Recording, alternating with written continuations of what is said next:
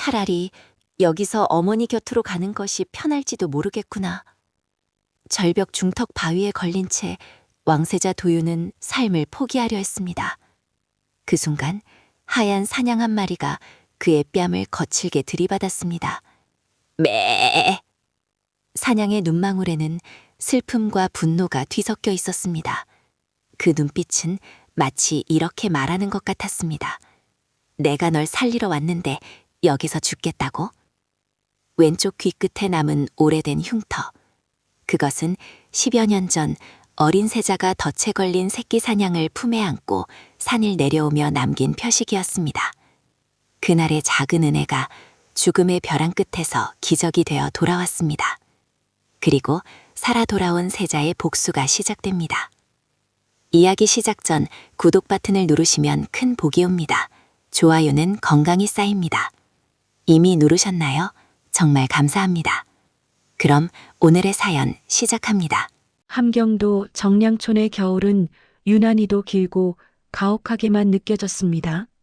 산맥을 타고 내려오는 칼바람이 문창지를 흔들며 날카로운 소리를 내질렀지요. 이도윤은 낡은 서당의 차가운 바닥에 앉아 닳아버린 붓을 고쳐주었습니다. 방 안에는 화로에 재가 식어가는 매캐한 냄새와 오래된 종이 냄새만이 감돌았지요. 창밖으로 보이는 설산의 풍경은 마치 이도윤의 처지처럼 외롭고도 단단해 보였습니다. 이도윤이 책장을 넘기다 말고 옆에서 꾸벅꾸벅 졸고 있던 마을 노인을 바라보았습니다. 노인의 해진 손바지 위로 떨어진 재를 손으로 조심스레 털어주었지요. 노인이 쏘스라치게 놀라며 깨어나 도포자락을 여미며 민망한 듯 허허 웃었습니다. 저하, 이 늙은이가 그만 염치도 없이 잠이 들었나 봅니다. 이리 추운 변방까지 내려오셔서 고생이 많으십니다. 왕실의 귀한 핏줄께서 어찌 이런 험한 곳에서 약초나 캐고 글만 읽고 계시는지 제가 다 송구할 따름입니다. 이도윤이 노인의 거친 손을 두 손으로 감싸주며 인자하게 미소 지었습니다. 도윤의 손등에는 약초를 캐다 긁힌 작은 상처들이 훈장처럼 남아 있었지요. 어르신, 그런 말씀 마십시오. 이곳 정량촌의 흙내음이 저에게는 대궐의 향료 냄새보다 훨씬 달콤합니다. 신분이야 하늘이 잠시 빌려준 옷일 뿐인데 어찌 고생이라 하겠습니까? 그저 어르신들이 올겨울을 따뜻하게 나시는 것만이 저의 유일한 바람입니다. 노인이 눈시울을 붉히며 도윤의 손을 맞잡고 고개를 가로저었습니다. 마을 사람들은 이미 도윤을 이 동네의 수호신이자 진정한 주인으로 모시고 있었지요. 도윤은 다시 붓을 들어 마을 과부의 병세를 적은 처방전을 꼼꼼히 적어 내려갔습니다. 같은 시각 한양 대궐의 공기는 함경도의 바람보다 훨씬 더 서늘하고 무거웠습니다. 선왕이 머무는 강령전의 복도에는 발소리 하나 들리지 않는 기괴한 정적이 흘렀지요. 이경수가 어두운 복도 끝에서 내관 김득수의 어깨를 강하게 움켜쥐었습니다. 김득수의 눈동자는 공포로 인해 초점을 잃고 사시나무 떨듯 진동했지요. 김내관, 내 말이 장난처럼 들리느냐. 전하께서는 이미 기력이 다하셨다. 조금 더 편안하게 보내드리는 것이 신하된 도리가 아니겠느냐. 이경수가 소매 속에서 보랏빛 액체가 담긴 작은 유리병을 꺼내 김득수의 코앞에 들이댔습니다. 병 안의 액체는 마치 살아있는 뱀처럼 기분 나쁘게 일렁이고 있었지요. 김득수가 무릎을 꿇고 바닥에 머리를 짓지으며 애원했습니다. 이경수 대감님, 제발 통촉하여 주시옵소서. 전하께서는 저를 자식처럼 아껴주신 분입니다. 제 손으로 어찌 그런 폐륜을 저지르겠습니까? 차라리 제 목을 베어 주십시오. 이경수가 김득수의 멱살을 잡아 올리고는 얼굴을 바짝 들이밀었습니다. 이경수의 입술 사이로 새어나오는 숨결이 김득수의 뺨을 차갑게 후쳤지요. 내 늙은 어미가 지금 내 사가에 머물고 있다는 사실을 잊었느냐? 네가 이 약을 전하의 탕약에 넣지 않는다면 내일 아침 내 어미의 머리가 내 방문 앞에 놓일 것이다. 그뿐인 줄 아느냐? 내 어린 자식들도 전부 변방의 노비로 팔려갈 것이야. 김득수가 꺽꺽거리며 숨이 막히는 소리를 내다 결국 바닥에 엎드려 오열했습니다.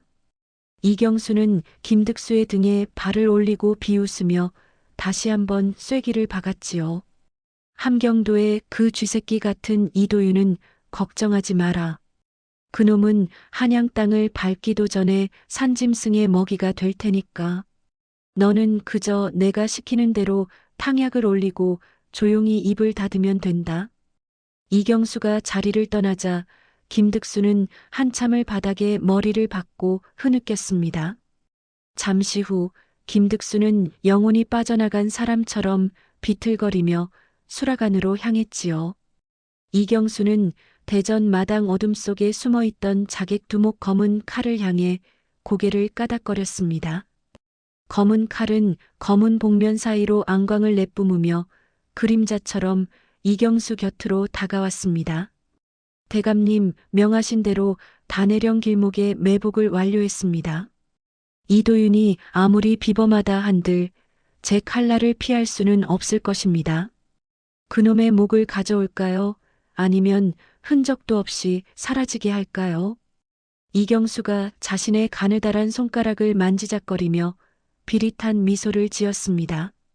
이경수의 눈에는 이미 자신이 왕관을 쓰고 옥좌에 앉은 환상이 보이고 있었지요. 목은 필요 없다. 그놈은 실종된 것으로 처리해야 뒤탈이 없다. 다내령 절벽 아래는 시신조차 찾지 못하는 곳이라지 않느냐. 그놈의 갓 조각이나 피 묻은 옷까지만 가져와서 내게 증명하거라. 검은 칼이 소리 없이 몸을 날려 담장을 넘어 사라졌습니다. 함경도 정량촌의 이도윤은 그날 밤 유독 잠을 이루지 못하고 마당으로 나왔습니다. 어머니가 돌아가시던 날처럼 달무리가 붉게 진 것을 보고 가슴이 답답해졌지요. 도윤은 품속에서 어머니의 유품인 하얀 손수건을 꺼내어 손바닥으로 문질렀습니다. 어머니, 오늘따라 마음이 몹시 소란스럽습니다. 무언가 커다란 폭풍이 다가오는 것만 같아 두렵습니다. 부디 저를 지켜주시고 이 마을 사람들을 굽어 살펴주십시오. 도윤의 기도가 끝나기도 전에 멀리서 요란한 말발굽 소리가 들려왔습니다. 밤의 정적을 깨고 달려온 전령들이 마을 입구에서 횃불을 휘두르며 소리를 질렀지요. 도윤은 직감적으로 올 것이 왔음을 깨닫고 옷매무새를 단정히 고쳤습니다. 함경도에 유배 중인 종친 이도윤은 어명을 받으라. 주상 전하께서 갑작스러운 질고로 승하하셨으니 즉시 한양으로 상경하여 예를 갖추라. 전령의 목소리는 위엄찼으나 그 눈동자에는 숨길 수 없는 사리가 서려 있었습니다. 도윤은 전령의 허리춤에 찬 칼이 일반적인 광군의 검이 아님을 한눈에 알아차렸지요. 마을 사람들이 하나둘 집 밖으로 나와 근심 어린 표정으로 도윤을 에워쌌습니다. 저하, 이 밤중에 어디를 가신단 말씀입니까? 길이 험하고 날이 차니 내일 아침에 떠나심이 어떠할지요. 전령들의 기세가 너무 흉흉하여 발걸음이 떨어지지 않습니다. 노인의 걱정 어린 말에 도윤이 다시 한번 노인의 손을 꽉 쥐어주었습니다. 도윤은 전령들의 눈을 똑바로 응시하며 흔들림 없는 목소리로 대답했지요. 임금님의 승하 소식을 듣고 어찌 한시라도 지체할 수 있겠습니까? 어르신들 걱정하지 마십시오. 제가 반드시 무사히 돌아와 다시 글을 읽어드리겠습니다. 도윤은 방 안으로 들어가 벽장 깊숙한 곳에서 어머니가 남기신 은비녀를 챙겼습니다. 은비녀를 품 안가장 안쪽 주머니에 소중히 넣고 호신용 단검을 허리에 찼지요. 말에 올라탄 도윤이 전령들을 따라 마을을 벗어날 때 숲속에서 까마귀 수천 마리가 날아올랐습니다. 전령들은 대로를 피하고 자꾸만 험준한 산길인 다내령 쪽으로 도윤을 유도했습니다. 전령아, 한양으로 가는 빠른 길을 두고 왜 이리 높은 고개로 향하는 것이냐? 이곳은 산세가 험해 한밤중에는 짐승들도 피하는 길이지 않느냐? 전령이 대답도 없이 말 채찍을 거세게 휘두르며 속력을 높였습니다. 도윤이 뒤를 돌아보니 이미 따라오던 호위 무사들은 보이지 않고 사방이 어둠뿐이었지요. 다내령 정상, 좁은 외길에 들어서자마자 숲속에서 수십 발의 화살이 날아들었습니다. 도윤의 말이 비명을 지르며 앞다리를 들고 쓰러졌고 도윤은 바닥으로 굴러떨어졌습니다. 검은 칼이 복면 사이로 차가운 조소를 머금으며 어둠 속에서 걸어 나왔습니다. 자객들의 칼날이 달빛을 받아 시퍼런 안광을 내뿜으며 도윤을 포위했지요. 이도윤, 너의 그 고결한 선비질도 오늘로 끝이다. 이경수 대감님께서 너에게 아주 특별한 무덤을 준비하셨다. 유언이라도 남기고 싶으냐? 아니면 이 절벽 아래로 바로 떨어지고 싶으냐? 도윤이 부상당한 어깨를 부여잡으며 단검을 뽑아들고 자객들을 노려보았습니다. 도윤의 옷자락이 벼랑 끝에서 불어오는 강풍에 거칠게 펄럭였지요. 이경수가 결국 이런 만행을 저지르는구나. 왕위를 찬탈하기 위해 형제의 피를 묻히고도 내 놈들이 무사할 것 같으냐. 하늘이 보고 계시고 대지가 내 놈들의 죄를 기억할 것이다. 검은 칼이 비웃으며 이도윤의 가슴팍을 향해 강력한 발길질을 날렸습니다. 도윤의 몸이 공중에 붕 떠오르며 천길 낭떠러지 아래로 추락하기 시작했지요.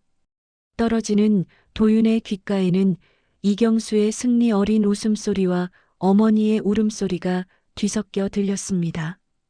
검은 칼은 도윤이 사라진 어둠을 확인하고는 땅에 떨어진 갓 조각을 집어들었습니다. 이제 세상은 우리 대감님의 것이다. 가자, 한양으로 가서 이 기쁜 소식을 전해야지. 자객들이 떠난 다내령에는 오직 서늘한 바람만이 남아 도윤의 빈자리를 훑고 지나갔습니다. 하지만 바닥을 알 수 없는 그 어둠 속에서 어머니의 약속처럼 은은한 빛이 피어오르기 시작했지요. 도윤이 추락하던 그 험준한 벼랑 중턱에는 아직 끝나지 않은 운명의 실타래가 걸려 있었습니다. 천길 낭떠러지 아래로 추락하던 이도윤의 몸이 허공을 가르며 날카로운 비명조차 삼켜버렸습니다. 차가운 공기가 고막을 찢을 듯이 스쳐 지나가고 눈앞의 풍경이 뒤섞이며 의식이 아득해졌지요. 그때였습니다. 으드득 소리와 함께 도윤의 뒷덜미와 등 가죽을 훑는 강렬한 충격이 전해졌습니다. 벼랑 중턱에 기이하게 뻗어나온 낙낙장송의 굵은 가지가 도윤의 옷자락을 낚아챈 것이었지요. 도윤의 몸은 소나무 가지에 걸려 대롱대롱 매달린 채 위태롭게 흔들렸습니다. 가지가 꺾이는 소리가 들릴 때마다 도윤의 심장도 바닥으로 내려앉는 듯 했지요. 간신히 정신을 차린 도윤이 떨리는 손으로 소나무 줄기를 움켜쥐었습니다. 나무 바로 옆으로 손바닥 몇 개 겨우 들어갈 법한 좁은 바위턱이 보였습니다. 살아야 한다.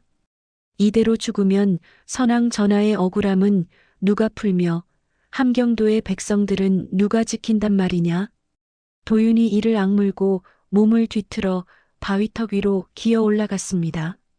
바위에 닿은 손가락 끝에서 생살이 터져나가는 통증이 밀려왔으나 멈출 수 없었지요. 겨우 바닥에 몸을 누인 도윤은 어깨에서 솟구치는 피를 보며 거친 숨을 몰아쉬었습니다. 사방은 깎아지른 수직벽이었고 위를 보나 아래를 보나 출구는 보이지 않는 감옥과 같았지요. 그렇게 하루가 지나고 이틀이 지나며 도윤의 입술은 가뭄든 논바닥처럼 갈라졌습니다. 갈증과 허기보다 무서운 것은 이대로 잊혀 죽어갈지도 모른다는 절망감이었지요. 사흘째 되는 날 아침 도윤의 흐릿한 시야 속에 무언가 하얀 물체가 보이기 시작했습니다. 안개 속에서 영롱한 빛을 뿜으며 나타난 것은 눈부시게 하얀 털을 가진 사냥 한 마리였지요. 사냥은 마치 구름을 타고 내려온 듯 소리 없이 도윤이 누운 바위턱으로 뛰어내렸습니다. 도윤은 헛것을 보는가 싶어 눈을 비볐으나 사냥의 온기가 코끝에 닿았습니다. 사냥이 도윤의 곁에 멈춰서서 고개를 갸우뚱하며 그의 상처난 팔을 핥기 시작했지요. 도윤은 사냥의 왼쪽 귀 끝이 가위로 자른 듯 매끄럽게 잘려나간 흔적을 발견했습니다. 너는 설마 10여 년 전 그 산에서 내가 살려준 그 새끼 사냥이냐? 덫에 걸려 피를 흘리던 너를 내가 품에 안고 산을 내려왔었는데 그 흉터가 그대로구나. 도윤의 말에 사냥은 대답이라도 하듯 매해하고 구슬프게 울었습니다. 사냥은 입에 물고 온 이름 모를 푸른 약초 뭉치를 도윤의 가슴 위에 내려놓았습니다. 도윤이 본능적으로 약초를 씹어 상처에 바르자 불덩이 같던 환부가 순식간에 시원해졌지요. 사냥은 이제 도윤의 도포 자락을 입으로 물고는 절벽 위쪽을 향해 고개를 저었습니다. 나보고 이 벽을 타고 올라가라는 것이냐? 짐승인 너는 가능할지 몰라도 사람인 나는 도저히 할 수 없는 일이다. 차라리 여기서 어머니 곁으로 가는 것이 편할지도 모르겠구나. 도윤이 삶을 포기한 듯 고개를 떨구자 사냥이 도윤의 뺨을 거칠게 들이받았습니다. 사냥의 눈망울에는 슬픔과 분노가 뒤섞여 도윤을 질책하는 듯한 기운이 서렸지요. 그 순간 도윤의 머릿속에 돌아가신 어머니의 마지막 목소리가 번개처럼 스쳐 지나갔습니다. 도윤아, 오늘이 바로 내 어미가 세상을 떠난 날이지 않느냐. 죽어서도 너를 꼭 지켜주마 하셨던 그 약속이 지금 이 사냥의 모습으로 돌아온 것이냐. 도윤의 눈에서 뜨거운 눈물이 왈칵 쏟아져 바닥을 적셨습니다. 도윤은 바들바들 떨리는 다리로 몸을 일으켜 사냥이 서 있는 쪽으로 손을 뻗었습니다. 사냥은 사람이 도저히 밟을 수 없을 것 같은 미세한 돌틈만을 골라 밟으며 길을 열었습니다. 기이하게도 사냥이 밟고 지나간 자리마다 은은한 빛이 감돌며 손잡이가 되어 주었지요. 그래, 내가 어찌 여기서 주저앉겠느냐. 어머니가 보내주신 길이라면 손톱이 다 빠져나가는 한이 있더라도 기어 올라가겠다. 배신자 이경수의 목을 치기 전까지는 죽어도 죽지 못한다. 도윤은 사냥이 멈춰 선 자리를 징검다리 삼아 한치 한치 벽을 타고 올랐습니다. 바위 끝에 걸린 도윤의 손가락 끝에서 피가 흘러 바위를 붉게 물들였습니다. 사냥은 도윤이 지쳐 멈출 때마다 뒤를 돌아보며 고개를 끄덕여 용기를 북돋았지요. 비바람이 몰아치고 안개가 앞을 가려도 사냥의 하얀 등은 등대처럼 도윤을 이끌었습니다. 마지막 한 뼘 도윤이 손을 뻗어 절벽 정상의 흙을 움켜쥐었습니다. 온몸의 근육이 비명을 질렀으나 도윤은 기어코 몸을 끌어올려 땅 위에 쓰러졌습니다. 거친 숨을 몰아쉬며 고개를 든 도윤이 자신을 살린 사냥을 찾아 주위를 둘러보았지요. 하지만 그곳에는 사냥 대신 어머니가 생전에 소중히 여기시던 은비녀 하나가 놓여 있었습니다. 어머니, 정말 어머니였습니까? 이 짐승의 몸을 빌려 저를 구하러 오신 것이었습니까? 도윤은 은비녀를 가슴에 품고 대성통곡하며 한동안 땅을 떠나지 못했습니다. 산 아래로는 이경수가 보낸 자객들의 횃불이 여전히 어둠을 뒤지고 있었지요. 도윤은 몸을 낮추고 어머니의 비녀를 더욱 깊숙이 숨기며 차가운 결의를 다졌습니다. 죽음의 골짜기에서 돌아온 왕세자의 눈에는 이제 자비 대신 서슬퍼런 심판의 빛이 서렸습니다. 도윤은 산 아래 민가에서 낡은 옷을 얻어 입고 얼굴에 흙을 묻혀 신분을 숨겼습니다. 자신이 살아있다는 사실이 이경수의 귀에 들어가는 순간 다시 사냥이 시작될 것임을 알았지요. 도윤은 숲의 그림자를 따라 한양으로 향하는 지름길을 말없이 달리기 시작했습니다. 어둠 속에서 반짝이는 도윤의 눈동자는 이제 왕이 되기 위한 길이 아니라 진실을 밝히기 위한 길을 향했습니다. 한양 도성안은 이경수가 퍼뜨린 흉흉한 소문으로 인해 매일같이 피바람이 부는 듯 했습니다. 이경수는 선왕의 승하 소식을 전함과 동시에 함경도에서 오던 이도윤이 도적대의 습격을 받아 절벽 아래로 추락해 시신조차 찾지 못했다는 비보를 공식화했지요. 백성들은 소리 죽여 흐느끼며 문을 걸어 잠갔고 대궐안은 이경수의 위세에 눌려 아부하는 무리만이 득실거렸습니다. 도윤 저하께서 그리 허망하게 가실 분이 아니시다. 이 나라는 이제 도적의 손에 들어가는 것인가. 박충렬 대감은 자신의 집무실에서 촛불 하나에 의지한 채 깊은 한숨을 내쉬었습니다.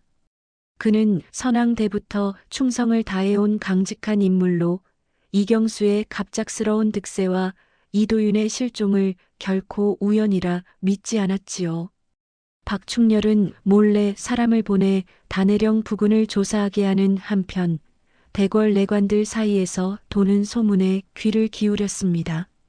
깊은 밤 박충렬은 자신의 사가 뒤뜰로 누군가를 은밀히 불러들였습니다. 그는 바로 선왕의 마지막을 지켰던 내관 김득수였습니다. 김득수는 얼굴이 해골처럼 퀭한 모습으로 나타나 박충렬 앞에 엎드려 몸을 떨었지요. 대감님, 제발 저를 죽여주십시오. 저는 이미 죽은 목숨이나 다름없사옵니다. 박충렬이 서늘한 눈빛으로 김득수를 내려다보며 소매 안에서 보랏빛 얼룩이 묻은 천 조각을 꺼냈습니다. 그것은 박충렬이 수라간 근처에서 몰래 입수한 선왕의 탕약을 닦아냈던 수건의 일부였지요. 김내관, 이 얼룩에서 풍기는 고약한 냄새가 무엇인지 네가 모를 리 없겠지. 선왕 전하께서는 기력이 다해 돌아가신 것이 아니라 누군가 올린 독에 의해 시해당하신 것이다.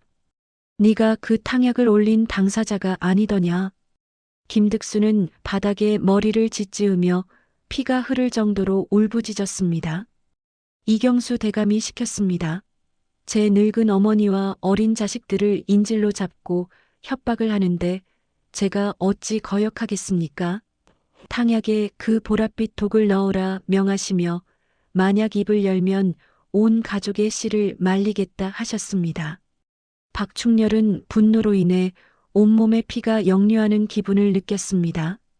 그는 김득수의 어깨를 꽉 쥐고는 낮게 속삭였지요. 지금 당장 너를 죽여 죄를 묻고 싶으나 참겠다. 너는 이제부터 이경수의 일거수일투족을 내게 보고하거라. 그것만이 내 죄를 조금이라도 씻고 가족을 살릴 유일한 길이다. 한편 한양 저작거리에는 삿갓을 깊게 눌러쓰고 누더기를 걸친 사내가 나타났습니다. 얼굴은 그을리고 몰골은 초라했으나 삿갓 아래로 번뜩이는 눈빛은 범의 그것과 같았지요. 이도윤은 주막 구석에 앉아 이경수의 자객들이 자신의 생사를 확인하려 혈안이 되어 돌아다니는 것을 지켜보았습니다. 이경수, 내 놈의 세상이 영원할 것 같으냐? 내가 지옥 구덩이에서 기어 올라온 이유를 곧 알게 될 것이다. 이도윤은 우연히 시장을 지나던 박충렬의 갑옷을 발견했습니다. 도윤은 아무 말 없이 그에게 다가가 품속에 있던 어머니의 은비녀를 갑옥의 손에 쥐어주었습니다. 갑옥은 갑작스러운 상황에 당황했으나 비녀에 새겨진 왕실의 문양을 보고 쏘스라치게 놀라 박충렬에게 달려갔지요. 박충렬은 갑옥이 가져온 은비녀를 본 순간 자리에 주저앉아 통곡했습니다. 살아계셨구나. 저하께서 죽음의 문턱을 넘어 돌아오셨어. 하늘이 아직 이 나라를 버리지 않으셨구나. 박충렬은 그날 밤 비밀 통로를 통해 이도윤을 자신의 집 지하실로 모셨습니다. 두 사람은 촛불 하나를 사이에 두고 마주 앉았지요. 도윤은 절벽에서 겪은 기적 같은 일과 하얀 사냥의 이야기를 들려주었습니다. 박충렬은 도윤의 터진 손끝과 베인 상처들을 보며 다시 한번 눈물을 훔쳤습니다. 저하, 이경수는 이제 사흘 뒤면 즉위식을 열고 스스로 왕위에 오르려 합니다. 이미 조정의 절반 이상이 그놈의 돈과 칼날 앞에 무릎을 꿇었습니다. 이도윤이 보검의 날을 세우며 단호한 목소리로 대답했습니다. 대감, 저들이 승리에 취해 방심하고 있을 때가 가장 큰 기회입니다. 즉위식 날 만조백관과 백성들이 보는 앞에서 저놈의 가면을 찢어버릴 것입니다. 대감께서는 아직 신념을 버리지 않은 장수들을 모아 궁궐 밖을 포위해 주십시오. 박충렬은 이도윤의 기계에 압도되어 고개를 깊게 숙였습니다. 목숨을 걸고 받들겠습니다. 전하를 모실 준비를 끝내놓겠습니다. 지하실 벽에는 이도윤이 연습하며 남긴 검은들이 깊게 패여갔습니다. 도윤은 사냥이 바위 사이를 도약하던 그 기이하고도 매끄러운 움직임을 검술에 녹여냈지요. 어머니의 비녀는 촛불 아래에서 은은한 광채를 내뿜으며 아들의 복수심을 달래주었습니다. 드디어 즉위식을 하루 앞둔 밤, 이경수는 대궐 안에서 술잔을 기울이며 호탕하게 웃었습니다. 그는 단해령에서 돌아온 검은 칼에게 다시 한번 확답을 들었지요. 대감님, 그 절벽에서 살아남은 자는 역사상 단 한 명도 없었습니다. 시신은 짐승들이 뜯어먹었을 것이니 걱정 마십시오. 이경수는 비단 소매를 펄럭이며 허공을 향해 잔을 던졌습니다. 내일이면 이 나라는 완전히 나의 것이 된다. 이도윤, 죽어서도 내 발밑을 기어다니거라. 하지만 이경수는 알지 못했습니다. 자신이 옥좌에 앉으려 하는 그 순간 지옥에서 돌아온 진정한 주인의 검날이 자신의 목을 겨냥하고 있다는 사실을 말이지요. 도윤은 밤하늘의 북극성을 바라보며 마지막 결전을 위한 숨을 골랐습니다. 경복궁 근정전 마당은 오늘따라 유난히 그 넓이가 광막해 보였습니다. 바닥에 깔린 거친 박석 사이사이에는 며칠 전 내린 비가 채 마르지 않아 검은 이끼처럼 습기가 배어 있었고 그 위로 내려앉은 새벽 서리는 마치 죽은 자들의 하얀 입김처럼 차갑게 서려 있었지요. 수백 명의 문무백관이 품계석 옆에 늘어섰으나 그들 중 누구도 옆 사람과 눈을 맞추지 않았습니다. 오직 차가운 바람이 관복의 소매 끝을 흔드는 소리와 멀리서 들려오는 까마귀의 불길한 울음소리만이 정적을 깨뜨릴 뿐이었지요. 이 긴장감은 단순히 왕이 바뀌는 의식 때문이 아니라 모두의 가슴 속에 감춰둔 불길한 의구심 때문이었습니다. 이경수는 오늘을 위해 준비한 짙은 붉은색의 구장복을 입고 근정전 돛돌 아래 섰습니다. 머리에 쓴 면류관에 매달린 12줄의 옷구슬들이 그가 숨을 쉴 때마다 찰랑거리며 날카로운 부딪힘 소리를 냈지요. 그는 천천히 고개를 들어 저 높은 곳에 있는 옥자를 올려다보았습니다. 태양빛을 받아 황금색으로 빛나는 용상은 마치 거대한 괴물의 아가리처럼 그를 유혹하고 있었습니다. 드디어 내 발 아래 온 세상이 엎드리겠구나. 형님, 보고 계십니까? 당신이 그토록 아꼈던 이 나라는 이제 나의 것입니다. 당신의 아들놈은 저 차가운 단해령 골짜기에서 짐승의 밥이 되었으니 이제 나를 막을 수 있는 것은 이 세상에 아무것도 없습니다.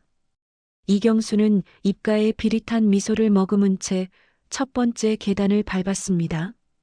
벅벅하는 가죽 장화의 소리가 빈 마당에 공허하게 울려 퍼졌지요. 그가 계단을 한 칸씩 오를 때마다 밑에 서 있던 박충렬 대감의 눈 밑 경련은 더욱 심해졌습니다.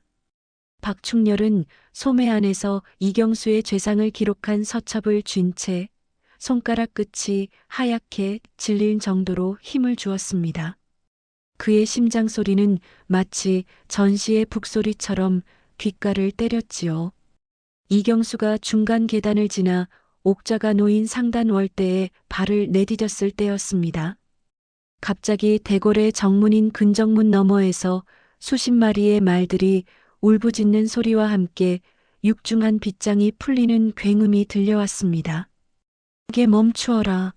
하늘의 도리를 저버린 역적 이경수는 당장 그 자리에서 내려오너라. 병력을 치는 듯한 호령이 근정전 마당을 뒤흔들었습니다. 백관들이 경악하며 뒤를 돌아보았고 이경수 역시 옥자를 향해 뻗으려던 손을 멈춘 채 굳어버렸습니다. 문이 열리며 쏟아져 들어오는 눈부신 아침 햇살을 등지고 한 사내가 당당한 걸음으로 들어오고 있었지요. 그는 화려한 용포도 관도 쓰지 않았습니다. 낡은 도포는 흙먼지로 얼룩져 있었고 이마에는 집신에 긁힌 듯한 흉터가 선명했습니다. 하지만 그가 내뿜는 위엄은 옥좌 위에 서 있는 이경수의 그것과는 비교할 수조차 없이 거대했습니다. 바로 이도윤이었습니다. 저게 무엇이냐? 귀신이로구나. 다내령 그 벼랑에서 시신도 찾지 못한 놈이 어찌 여기 서 있단 말이냐? 이경수가 뒷걸음질을 치며 면류관을 떨어뜨렸습니다. 바닥에 굴러떨어진 옥구슬들이 사방으로 흩어지며 처참한 소리를 냈지요. 이도윤은 한 걸음 한 걸음 백관들 사이를 가로질러 계단 앞으로 다가갔습니다. 그가 지나가는 길마다 대신들은 자신도 모르게 무릎을 꿇으며 길을 열었습니다. 이경수, 내 놈의 탐욕이 눈을 가려 산 자와 죽은 자를 구별하지 못하는구나. 내가 그 어두운 낭떠러지에서 기어 올라온 것은 내 놈의 가증스러운 목소리를 듣기 위함이 아니오. 내 놈이 흘린 무고한 피를 닦아내기 위함이다. 이도윤의 목소리는 분노로 떨리고 있었으나 그 안에는 깊은 슬픔이 서려 있었습니다. 그는 품속에서 어머니의 은비녀를 꺼내 높이 쳐들었습니다. 보아라. 이것은 선왕 전하께서 어머니께 내리셨던 정표요. 내가 죽음의 문턱에서 나를 살린 하늘의 징표다. 내 놈이 보낸 자객의 칼날도 그 깊은 골짜기의 어둠도 진실을 가릴 수는 없었다. 그때 박충렬 대감이 기다렸다는 듯 앞으로 나서며 품고 있던 서첩을 펼쳐들었습니다. 만조백관들은 똑똑히 들으시오. 여기 이 서첩에는 이경수가 내관 김득수를 협박하여 전하의 탕약에 독을 넣은 날짜와 시간 그리고 자객들을 사주하여 이도윤 저하를 암살하려 한 모든 음모가 적혀 있소. 김내관, 어서 나와 내 죄를 고하고 저 역적의 민낯을 밝혀라. 포박된 채 끌려 나온 김득수가 이경수의 발치에 엎드려 통곡하기 시작했습니다. 대감님, 아니, 이 역적놈아. 내 어미와 자식들을 인질로 잡고 나를 지옥으로 밀어넣은 것이 너 아니더냐? 전하, 용서하십시오. 저자가 주신 보랏빛 독약이 제 손을 통해 선왕 전하의 목숨을 앗아갔나이다. 마당은 순식간에 아수라장이 되었습니다. 대신들은 배신감에 몸을 떨며 이경수를 향해 삿대질을 했고 이경수는 미친 사람처럼 머리를 쥐어뜯으며 옥자 위로 뛰어 올라갔습니다. 아니야. 저건 다 거짓이다. 저놈은 도윤이 아니라 도윤의 가죽을 쓴 요물이다. 군사들아, 무엇을 하느냐? 저 요물의 목을 쳐라. 당장. 하지만 군사들은 이미 이도윤의 서슬 퍼런 눈빛과 김득수의 폭로 앞에 창끝을 내리고 있었습니다. 이경수가 마지막 발악을 하며 옥자 뒤에 숨겨두었던 단검을 뽑아들었을 때 처마 위에서 검은 그림자들이 쏟아져 내렸습니다. 이경수가 끝까지 믿었던 자객 두목 검은 칼과 그의 무리들이었지요. 이도윤, 내 놈이 살아온 것은 나의 수치다. 오늘 여기서 그 수치를 씻어주마. 검은 칼의 칼날이 이도윤의 심장을 향해 번개처럼 날아들었습니다. 이도윤은 박충렬이 던져준 보검을 공중에서 낚아채며 검은 칼의 공격을 받아냈습니다.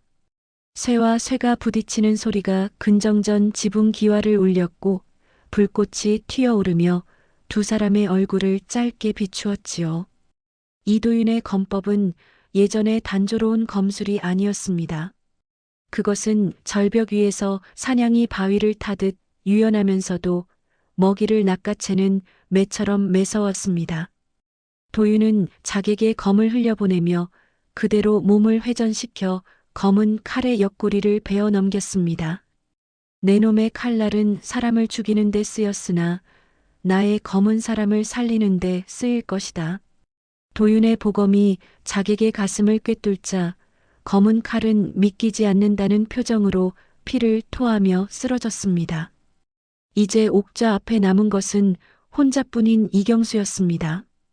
그는 단검을 쥔 손을 부들부들 떨며 이도윤을 노려보았지요. 다가오지 마라. 다가오면 이 옥좌를 불살라버릴 것이다. 내 것이 되지 않는다면 그 누구의 것도 될 수 없어.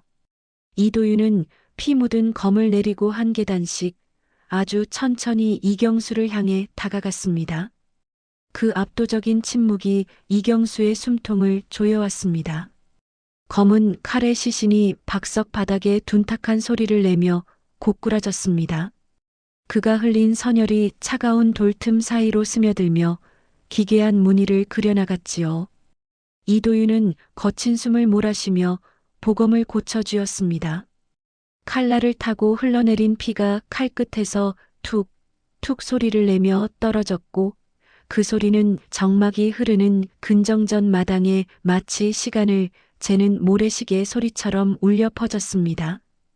이제 옥좌 위 상단 월대에는 오직 이경수만이 남았습니다.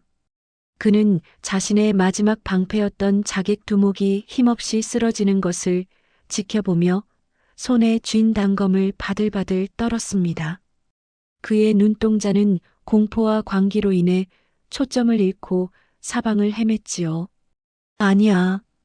이건 내가 꿈꾸던 그림이 아니야. 나는 왕이다. 이 나라의 주인이란 말이다. 저놈을 죽여라.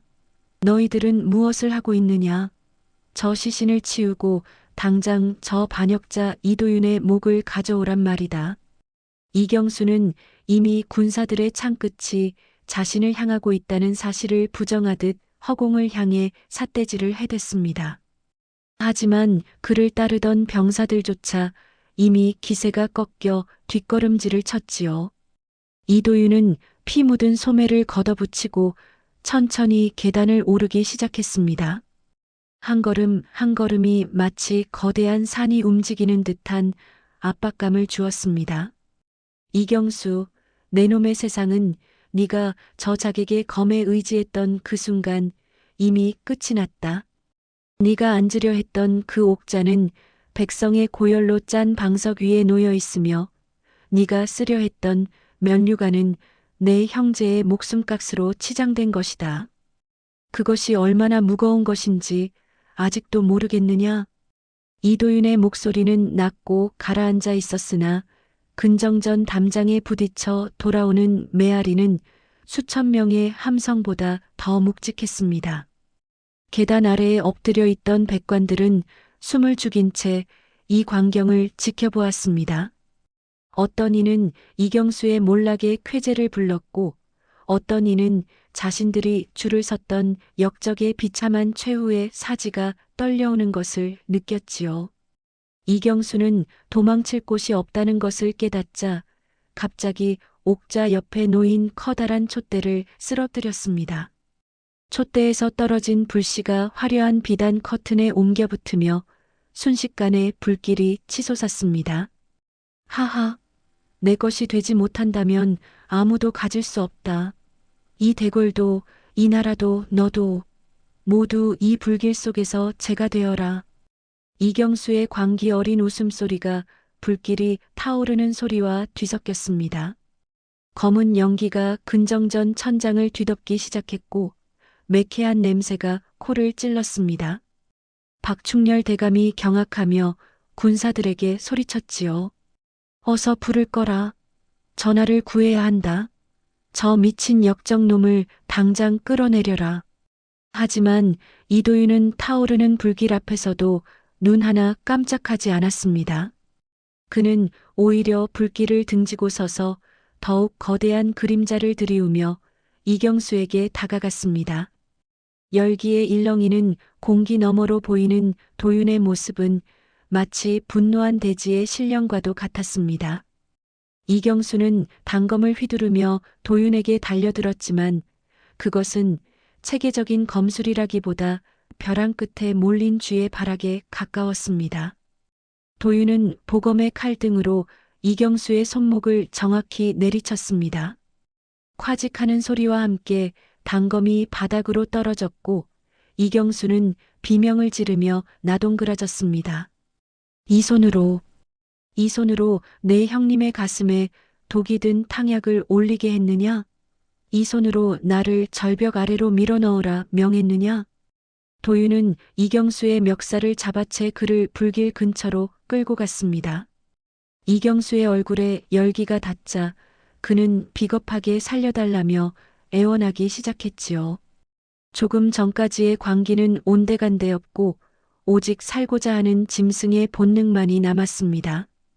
도윤아, 제발, 내가 제정신이 아니었다. 권력이라는 독에 중독되어 혈육인 너를 몰라보았어. 제발 목숨만은 살려다오. 내가 변방으로 가서 평생 속죄하며 살겠다. 이경수의 눈물과 콧물이 뒤섞여 지저분한 얼굴을 타고 흘러내렸습니다. 도윤은 그 추악한 모습을 내려다보며 차갑게 응조렸습니다. 네가 속죄해야 할 대상은 내가 아니다. 내 놈 때문에 아비 잃은 자식들, 내 놈의 수탈에 굶어 죽은 백성들, 그리고 내 손에 허망하게 가신 선왕 전하께 가서 빌거라. 하지만 그분들이 너를 용서하실지는 의문이구나. 도윤은 이경수를 마당으로 내던졌습니다. 계단을 굴러 내려간 이경수는 마당 한복판에서 군사들에게 제압당했습니다. 박충렬 대감이 다가와 이경수의 얼굴에 침을 뱉으며 분노를 토해냈지요. 역적 이경수, 내 놈의 죄는 100번을 죽여도 씻기지 않을 것이다. 의금부로 압송하여 내 놈이 저지른 모든 악행을 만천하에 공포할 것이다. 불길은 금군들에 의해 서서히 잡혀갔지만 근정전 내부는 이미 검게 그을려 있었습니다. 이도윤은 연기가 피어오르는 옥자를 묵묵히 바라보았습니다. 그는 그 자리에 앉지 않았습니다. 대신 그 옆에 무릎을 꿇고 앉아 눈물을 흘렸습니다. 그것은 승자의 눈물이 아니라 무너진 정의를 바로 세우기 위해 치러야 했던 수많은 희생에 대한 애도였지요. 마당에 모인 백성들과 관리들은 그 모습을 보며 숙연해졌습니다. 화려하게 즉위하여 옥좌에 앉으려 했던 이경수와 그 옥좌 옆에서 눈물을 흘리는 이도윤. 진정한 왕이 누구인지는 이미 그 모습 자체로 증명되고 있었습니다. 박대감, 이제 시작입니다. 이 검게 그을린 대궐보다 더 깊게 그을린 백성들의 마음을 어찌 닦아주어야 할지 내 가슴이 천근만근 무겁습니다. 이도윤의 말에 박충렬은 고개를 깊게 숙이며 대답했습니다. 전하의 그 눈물이 백성들에게는 가장 따뜻한 비가 될 것입니다. 소신 죽는 날까지 전하의 곁에서 이 무거운 짐을 함께 나누겠나이다. 대궐 밖에서는 백성들의 환호성이 파도처럼 밀려들어오고 있었습니다. 이경수는 끌려가는 와중에도 저주를 퍼부었으나 그 목소리는 새로운 시대를 맞이하는 기쁨의 함성에 묻혀 흔적도 없이 사라졌습니다. 한양 도성의 아침은 평소보다 훨씬 일찍 시작되었습니다. 하지만 그 활기는 여느 때와는 달랐지요. 저작거리의 상인들은 가판을 걷어치웠고 안악들은 빨랫감을 내팽개친 채 모두 한 곳으로 모여들었습니다. 바로 종로 거리를 지나 처형장인 당고개로 향하는 죄인 압송로였습니다. 성벽 곳곳에는 이경수의 죄상을 낱낱이 기록한 방이 붙어 있었습니다. 그를 모르는 백성들도 그 방 앞에 서서 그를 읽어주는 선비들의 목소리에 귀를 기울이며 주먹을 불끈 쥐었지요. 세상에 어찌 사람이 저럴 수가 있단 말인가. 선왕 전하를 독살하고 조카인 세자 저하까지 절벽으로 밀어넣다니 저놈은 능지처참을 해도 모자랄 놈이다. 그때 저 멀리서 둔탁한 북소리와 함께 소달구지가 덜컹거리며 나타났습니다. 화려한 비단옷을 입고 천하를 호령하던 이경수의 모습은 온데간데 없었지요. 그는 때가 절어 누렇게 변한 죄수복을 입고 헝클어진 머리카락 사이로 초점 없는 눈을 굴리고 있었습니다. 그의 목에는 커다란 칼이 채워져 있었고 손과 발에는 무거운 쇠사슬이 채워져 움직일 때마다 챙그랑 챙그랑 소리가 정적을 깼습니다. 역적 이경수가 나온다. 저놈의 얼굴을 봐라. 저게 사람의 얼굴이냐 짐승의 탈이지. 백성 중 한 명이 길가에 널브러진 썩은 배춧잎을 던지자 그것이 신호탄이 되었습니다. 사방에서 돌멩이와 흙덩이, 오물이 빗물처럼 쏟아졌습니다. 이경수의 얼굴은 금세 오물과 피로 범벅이 되었지만 그는 오히려 광기 어린 눈을 치켜뜨며 백성들을 향해 짐승처럼 포효했습니다. 이 천한 것들아, 감히 누구에게 손을 대느냐? 내가 누군지 잊었느냐? 나는 이 나라의 왕이 될 몸이다. 이도윤 그놈이 너희를 꿰어 나를 모함하는 것이란 말이다. 너희들도 곧 내 발 아래 엎드려 목숨을 구걸하게 될 것이다. 이경수의 발악은 분노한 백성들의 야유 소리에 힘없이 묻혀버렸습니다. 소달구지는 천천히, 아주 천천히 처형장에 도착했습니다. 그곳에는 이미 이도윤이 금관 조복을 갖춰 입고 처형대 높은 단 위에서 그를 내려다보고 있었습니다. 이도윤의 옆에는 이경수의 수하였던 자객 검은 칼과 내관 김득수도 포박된 채 꿇어앉아 있었지요. 이도윤은 천천히 단 아래로 내려와 이경수의 앞에 섰습니다.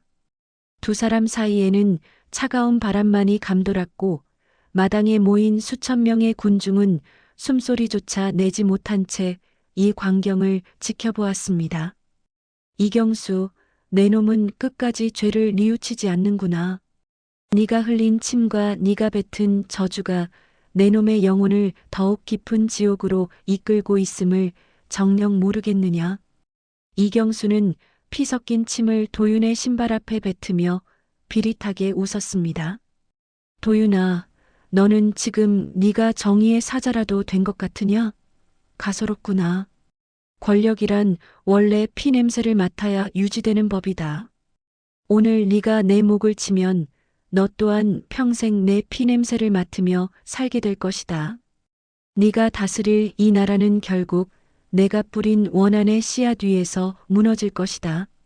이경수의 목소리는 처형장 전체를 울릴 만큼 처절하고 강렬했습니다. 그는 자신이 죽는 순간까지도 도윤의 마음에 지울 수 없는 상처를 남기려 애썼지요.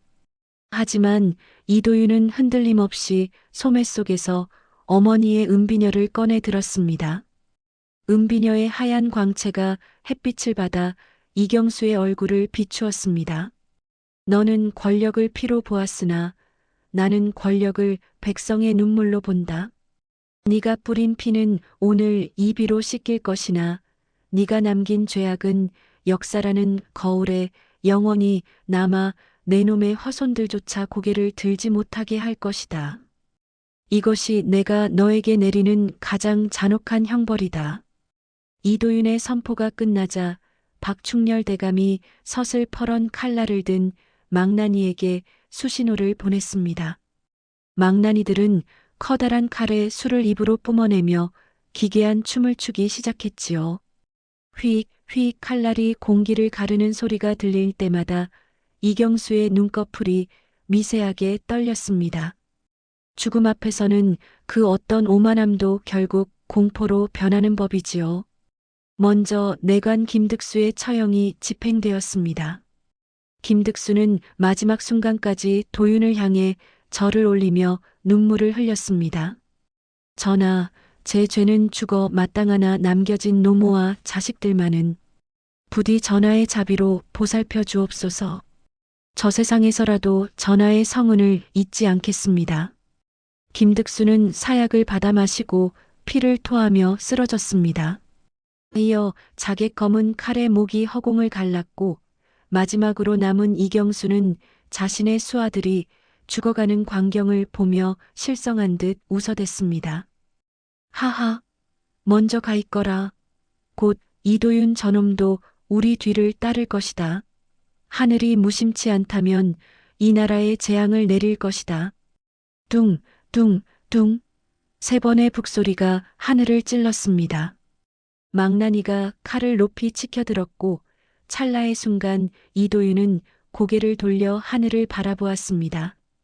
서걱하는 소리와 함께 한때 왕의 자리를 꿈꿨던 배신자의 고개는 힘없이 바닥으로 떨어졌습니다.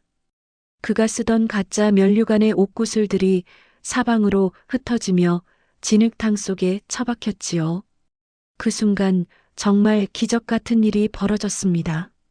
맑았던 하늘에서 갑자기 장대비가 쏟아지기 시작한 것입니다. 비는 처형장의 핏물을 씻어내며 대지로 스며들었습니다. 백성들은 비를 맞으며 일제히 만세를 불렀고 어떤 이들은 억울하게 죽어간 가족의 이름을 부르며 오열했습니다. 이도윤은 비에 젖은 채 이경수의 시신을 묵묵히 바라보았습니다. 그의 눈에는 승리의 기쁨보다 한 시대를 함께 살았던 숙부이자 적이었던 남자에 대한 묘한 허망함이 서려 있었습니다. 그는 빗물에 씻겨 내려가는 피를 보며 속으로 다짐했습니다. 이제 어둠의 시대는 끝났다. 내일부터는 저 사냥의 눈빛처럼 맑고 투명한 나라를 만들 것이다. 어머니, 보고 계십니까? 이제야 이 땅에 정의가 바로 섰습니다. 비구름 사이로 잠시 비친 햇살이 도윤의 어깨를 감싸 안았고 그 모습은 마치 온 세상을 정화하는 신성한 의식과도 같았습니다. 처형장을 떠나는 이도윤의 뒤로 백성들의 환호성은 멈출 줄 몰랐고 그 소리는 한양도성 전체를 넘어 저 멀리 함경도 단해령까지 울려 퍼지는 듯했습니다. 한양의 정쟁이 잦아들고 이경수가 남긴 어두운 흔적들이 대궐 담장 밖으로 씻겨 내려간 지도 어느덧 수개월이 흘렀습니다. 도성에는 다시 백성들의 웃음소리가 들려왔지만 임금의 자리에 앉은 이도윤의 가슴 한구석에는 여전히 차가운 단해령의 바람이 불고 있었지요. 도윤은 매일 밤 잠자리에 들기 전 품속에서 낡은 은비녀를 꺼내보며 결심했습니다. 내 오늘 이 자리에 있게 한 것은 내 노력이 아니라 이름 모를 생명의 자비였다. 그것을 잊는다면 나는 이경수와 다를 바 없는 괴물이 될 뿐이다. 이튿날 아침 도윤은 대궐의 화려한 의전을 모두 물리쳤습니다. 그는 수백 명의 호위 무사 대신 낡은 평복을 입은 박충렬 대감과 몇몇 수행원만을 대동한 채 함경도로 향하는 지행길에 올랐지요. 말발굽 소리가 흘길을 박차고 나갈 때마다 도윤의 마음은 점점 더 과거의 그 처절했던 밤으로 달려갔습니다.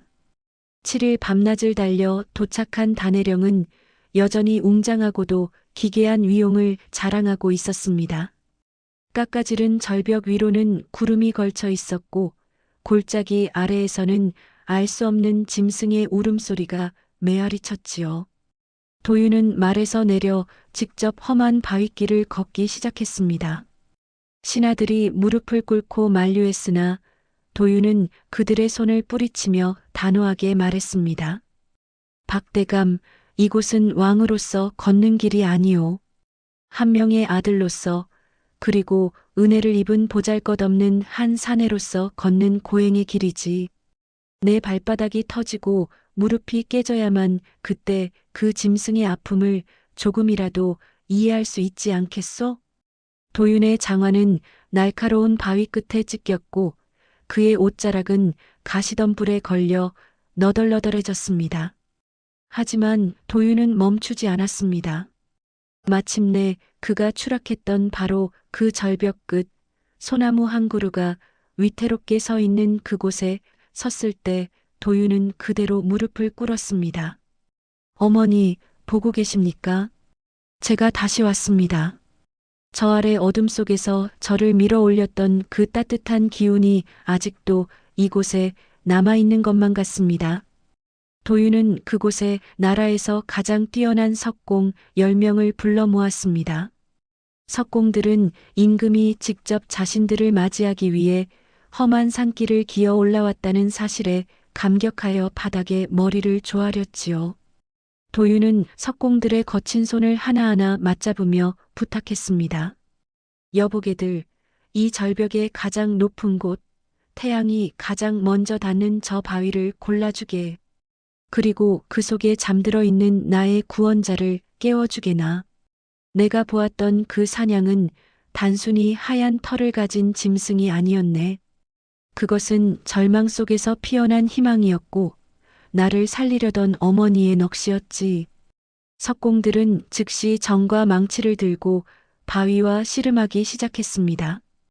깡, 깡, 깡. 맑은 쇠소리가 골짜기 전체를 흔들었지요. 도윤은 그 근처에 임시 거처를 마련하고 석공들과 함께 먹고 자며 그 과정을 지켜보았습니다. 그는 직접 석공의 망치를 잡아보기도 하고 돌가루가 눈에 들어가 따가운 줄도 모른 채 사냥의 형상을 세밀하게 지시했습니다. 뿔의 곡선은 더 부드러워야 하네. 마치 하늘로 승천하려는 용의 꼬리처럼 말이네. 그리고 그 눈.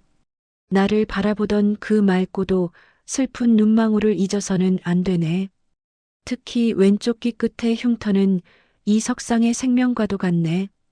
그것이 있어야만 비로소 그가 나의 버심을 알 수 있으니까.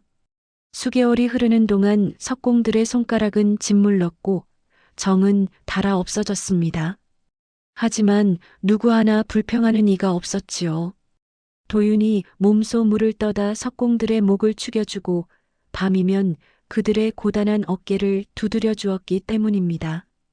마침내 배곡 같은 바위 속에서 하얀 사냥이 그 고결한 자태를 드러내던 날, 다내령에는 기이한 서광이 비추었습니다. 도윤은 눈물을 흘리며 품속의 은비녀를 꺼냈습니다. 그리고 그것을 대장 석공에게 건넸지요. 이 비녀는 내 생명보다 소중한 유품일세. 이것을 녹여 사냥의 눈동자 속에 박아 넣어주게나. 이 비녀가 빛나는 한 사냥은 영원히 나를 지켜볼 것이며 나 또한 백성을 사랑하는 마음을 결코 잊지 않을 것이야. 비녀를 녹인 은물이 사냥의 눈동자에 채워지자 신기하게도 석상의 눈에서 영롱한 은빛 광채가 뿜어져 나왔습니다. 그 빛은 어두운 밤길을 헤매는 나그네들에게는 나침반이 되었고 마음속에 어둠을 품은 자들에게는 경고의 빛이 되었지요. 도윤은 석상 옆에 작은 사당인 보은각을 세우고 직접 붓을 들어 현판을 써내려갔습니다. 보은, 은혜를 갚는다는 그 두 글자에는 도윤의 지난날 모든 고통과 깨달음이 농축되어 있었습니다. 그로부터 30년이라는 세월이 쏜살같이 흘렀습니다. 강사는 3번이나 그 옷을 갈아입었고 함경도 정량촌의 꼬마 아이들은 어느새 장성하여 한 가정의 가장이 되었지요. 조선은 그 어느 때보다 평화로웠습니다. 도윤의 치세 동안 단 한 번의 전란도 없었으며 창고에는 곡식이 넘쳐나 백성들이 길가에 떨어진 곡식을 줍지 않아도 될 정도였습니다. 이제 머리가 백설처럼 하얗게 새고 눈가에는 깊은 주름이 팰 대로 팬 노왕 이도윤은 궁궐의 가장 깊숙한 곳 작은 서당에 앉아 창밖에 눈을 바라보곤 했습니다. 그의 옆에는 노구가 된 박충렬 대감이 여전히 그림자처럼 자리를 지키고 있었지요. 두 노인은 이제 서로의 눈빛만 봐도 무슨 생각을 하는지 아는 사이가 되었습니다. 박대감 기억나오? 우리가 처음 만났던 그 피비린내 나던 정전의 아침을 말이오. 그때 우리는 참으로 젊고도 뜨거웠지. 박충렬이 껄껄 웃으며 지팡이를 고쳐주었습니다. 전하, 소신은 그때 전하의 눈빛에서 범의 기운을 보았나이다. 하지만 지금 전하의 눈빛을 보십시오. 마치 저 단해령의 사냥 석상처럼 맑고 고요하지 않습니까? 그것이 진정한 성군의 모습이옵니다. 도윤은 허허 웃으며 손주들을 불러 모았습니다. 세자와 그 아래 어린 대군들이 할아버지의 무릎 주위로 옹기종기 모여 앉았지요. 아이들의 눈은 호기심으로 반짝였습니다. 할바마마, 그 하얀 사냥이 정말로 할바마마를 업고 절벽을 기어 올라갔나요? 짐승이 어떻게 그렇게 똑똑할 수가 있어요? 도윤은 어린 손주의 코끝을 살짝 만지며 나지막이 이야기를 시작했습니다. 그 목소리는 오디오 드라마의 배경음악처럼 낮고 부드럽게 방 안을 채웠지요. 얘야, 그것은 힘으로 하는 일이 아니란다.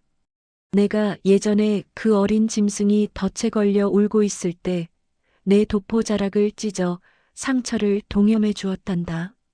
그때 그 녀석이 나를 쳐다보던 그 눈빛을 나는 평생 잊지 못했지. 내가 베푼 것은 작은 천조각 하나였지만 그 녀석은 나에게 자신의 온 생명을 돌려준 것이란다. 나라를 다스리는 것도 이와 같단다.